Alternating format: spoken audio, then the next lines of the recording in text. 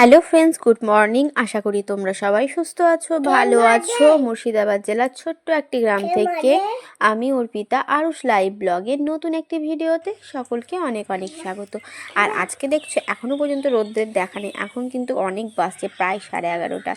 ঠিক আছে, তাই তোমাদেরকে একটু বাইরের আবহাওয়াটা দেখাতে এসেছি। আজকে পুরো মেঘলা মেঘলা ওয়েদার, একদম রোদ্রের কোনো চিহ্নই নেই। সূর্যমামা আজকে ভুলেই গেছে আমাদের, তাই না বলো?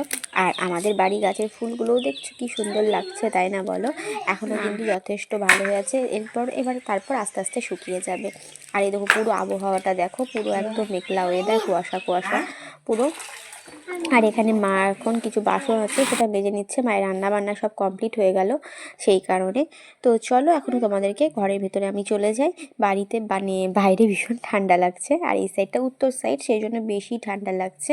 আর এই যে দেখো, তোমাদেরকে দেখাচ্ছি, দেখো কটা বাজছে, পুরো 11:30 বাজছে। তো দেখছো এখনো পর্যন্ত রোদ্রে কোনো চিহ্নই নেই। চলো একটু সামনের দিকে যাই, যদি একটু তাও কি বলো তো, যতটা ছিল না তার তুলনায় একটু বেটার হলো এই মুহূর্তে।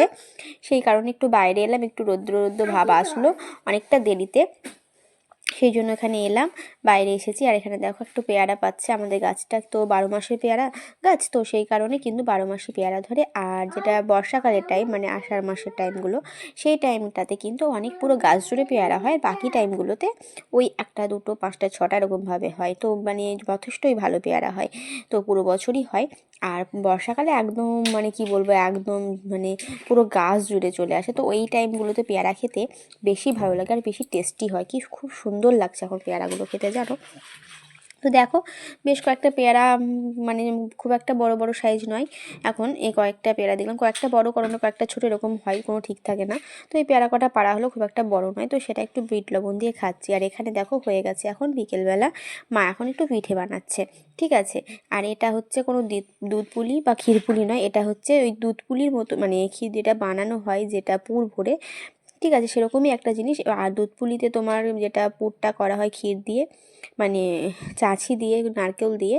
আর এটা হচ্ছে দেখো, এটা হচ্ছে তিল দিয়ে, তিল আর ওই কী বলে ওটা, ওই নলেন গুড়, এটা দিয়ে।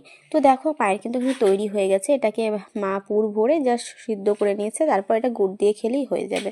তো মা এটা বানালে, যেহেতু শীতকাল ধরে প্রত্যেকটা জিনিসই তো একটা একটা করে বানাতে হবে শীতে, তাই না বলো? তো যাই হোক, তো চলো এখন চলে এসেছি একটু রান্নাঘরে। আর সন্ধ্যা হয়ে গেছে, তো সন্ধ্যাবেলাতে একটু বসে গেছি আজকে। কি বলো তো, ওই যে পিঠেটা হয়েছে সেই পিঠেটা নিয়েই বসে গেছি, দেখতেই পাচ্ছ। বেশ ভালো লাগে খেতে, খারাপ লাগে না, খেজুরের গুড় দিয়ে খেতে খুব ভালো লাগে। তো এখানে আমার সোনা বাবার কাণ্ড দেখো, এখানে ওর হিয়ামিম ওকে এই অবস্থা করেছে সন্ধ্যাবেলাতে, ওকে আবার ওড়না দিয়ে শাড়ি পরিয়েছে, সিঁদুর পরিয়ে দিয়েছিল, টিপ পরিয়ে দিয়েছিল, কত কি হয়েছে। সিঁদুর পরিয়ে দিয়েছে কে? হিয়ামিম। হ্যাঁ, বকে দিও, হ্যাঁ। বলছে আমাকে সিঁদুর পরিয়ে দিয়েছ, দিয়ে তোমাকে শাড়ি পরিয়ে দিয়েছিল? হ্যাঁ। কে? তাই দিয়েছিল শাড়ি? ওড়না, ওড়নাতে করে? হ্যাঁ।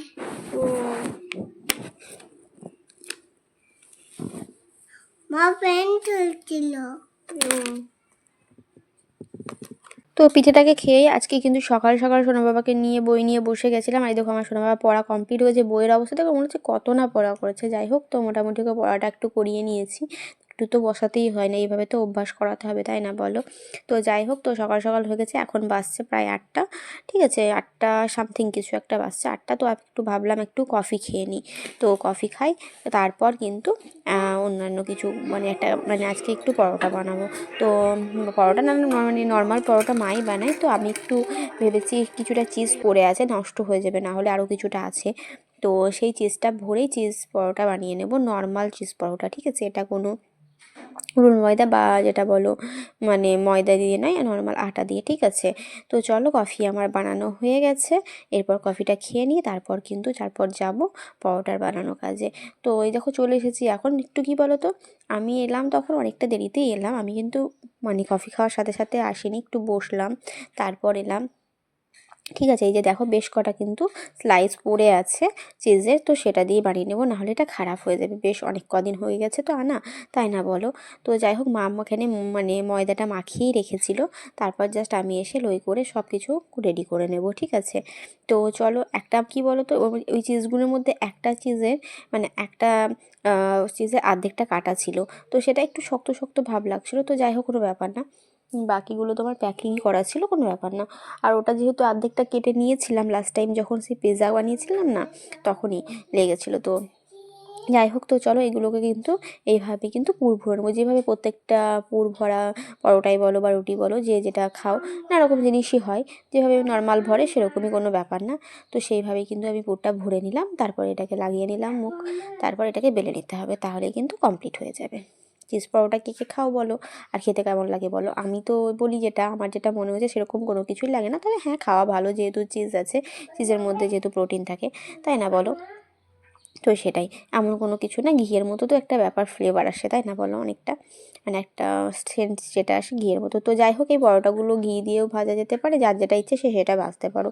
আর আমি পরোটা ঘি ছাড়া খেতে ভালোবাসি না। মা আজকে পরোটা নর্মালি সর্ষের তেল দিয়েই বানাবে, লাস্টে আমার জন্য 2-3টে মানে ঘি দিয়ে বানাবে। আমি 2টো করেই পরোটা খাই, তো বাই চান্স খিদে বেশি বেশি লাগলে তখন 3টে খাই, আর যদি বাই চান্স একটু মোটা হয়ে যায় তাহলে 3টে আর লাগবেও না। আমার এমনি 3টে লাগে না, আমি 2টো করেই খাইবো, রুটি বলো বা পরোটাই বলো, বাই চান্স লাগতেও পারে, এরকম একটা ব্যাপার।